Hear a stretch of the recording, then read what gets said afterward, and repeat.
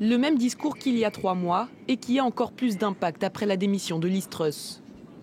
Il est clair que nous sommes dans une situation de défi économique très important.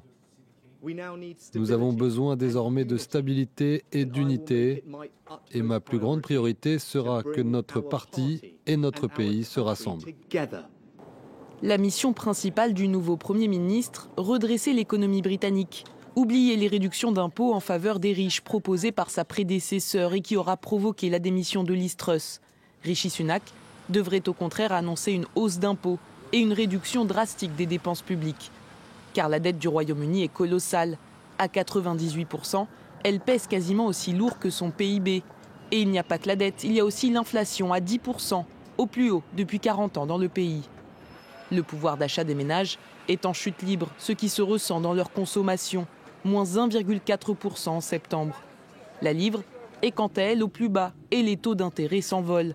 Sans oublier la contraction de l'économie britannique, annoncée pour 2023 par le Fonds monétaire international.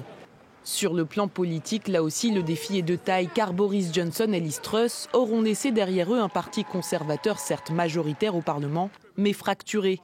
Qu'il s'agisse de la question du Brexit, de l'immigration ou encore des mesures économiques à prendre, les avis divergent chez les Tories. Comme annoncé dans son discours, Rishi Sunak devra parvenir à rassembler ses alliés et retrouver la confiance du peuple britannique.